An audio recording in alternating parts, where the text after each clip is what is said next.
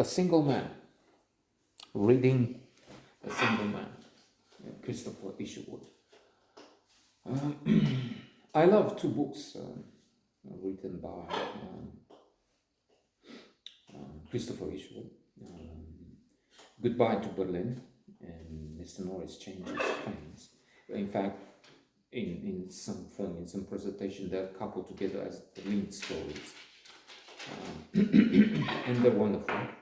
Isherwood himself has had the experience of living in Berlin at the time when Hitler, Nazis were on the rise, and that's reflected in the book.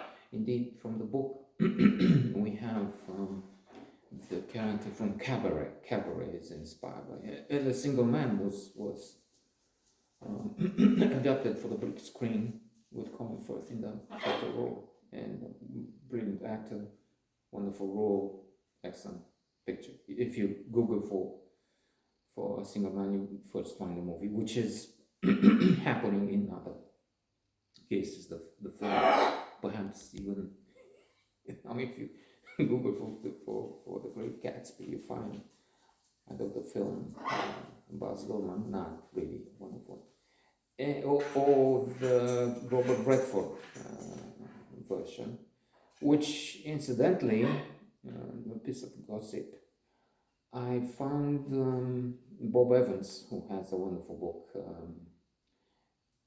but we have to disbelieve 10% maybe more, because he's has such a big ego. The kid stays in the picture about Hollywood, about making The Godfather, about making other fantastic among the top 10 best movies, something like Chinatown, Rosemary's Baby, top of 100, all-time 100 list. You have this film there, and then it's innuendo there to Mia Farrow wanting an ad, a page ad, with what Rosemary's Baby made at the box office and what the film of Frank Sinatra, because she was both with two extremes in terms of men. Frank Sinatra, husband, anyway, lover, possessive one, and Woody Allen.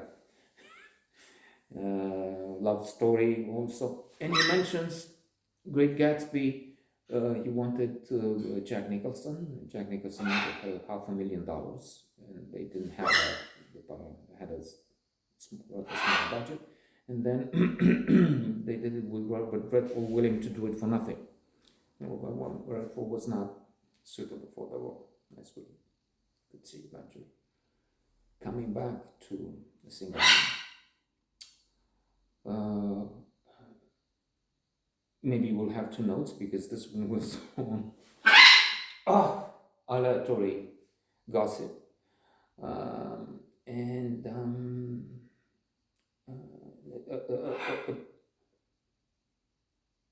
An excellent book.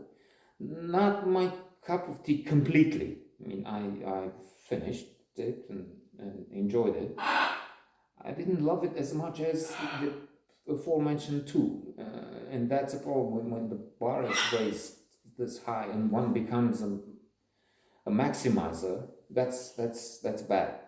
Maximizers and satisfiers are described in the classical psychology, the paradox of choice in various parts. Maximizers want everything to be perfect, to be on the level, in this case, of the Berlin stories.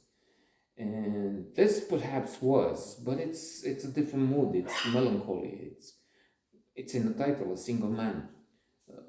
A man tormented by the death of Jim, his lover. This is George we're talking about, professor, with idiosyncrasies, who has to adapt to life. It's about coping with adversity and trauma.